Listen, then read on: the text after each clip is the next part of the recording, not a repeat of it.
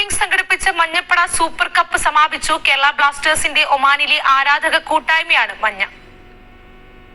ഒമാനിലെ Mabela mall of മസ്കറ്റിനടുത്തുള്ള അൽഷാദി ഗ്രൗണ്ടിൽ നടന്ന ടൂർണമെന്റ് ഒമാൻ പ്രതിരോധ സേനയിലെ സുൽത്താൻ armed force തലവനും football ക്യാപ്റ്റനുമായ Raed Abdul റഹീം മഹമ്മൂദ് സലീം അൽ ലോഫി ഉദ്ഘാടനം ചെയ്തു.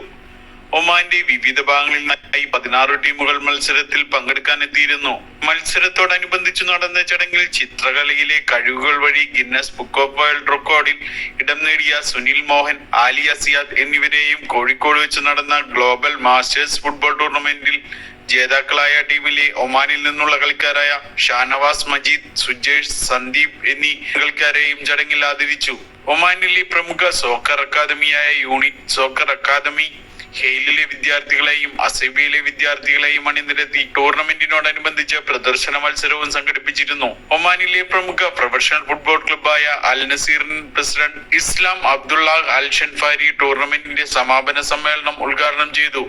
തുടർന്ന് നടന്ന ആവേശകരമായ ഫൈനലിൽ യുണൈറ്റഡ് കാർഗോ FC-യെ 1-നെതിരെ 2 ഗോളുകൾക്ക് പരാജയപ്പെടുത്തി മഞ്ഞപ്പട ഒമാൻ FC ജേതാക്കളായി.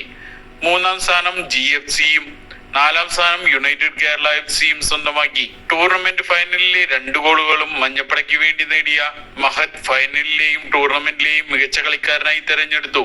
ടൂർണമെന്റിന്റെ ടോപ്പ് സ്കോററായ GFC-യുടെ ഹഫ്സലും മികച്ച ഗോൾ കീപ്പറായി മഞ്ഞപ്പടയുടെ അക്ഷയും മികച്ച ഡിഫൻഡറായി യുണൈറ്റഡ് കാർഗോ FC-യുടെ സർജാസും തെരഞ്ഞെടുക്കപ്പെട്ടു. മുഖ്യ സ്പോൺസർമാരായ friendly mobile, Unimoni exchange, Coolplex Oman, KV group മുതലായവരുടെ പ്രതിനിധികളും സമ്മാനദാന ചടങ്ങിൽ സന്നിഹിതരായിരുന്നു.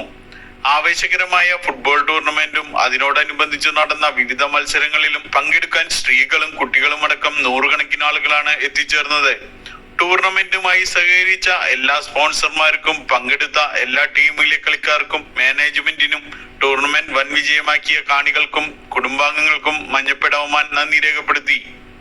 Kairali news, Oman.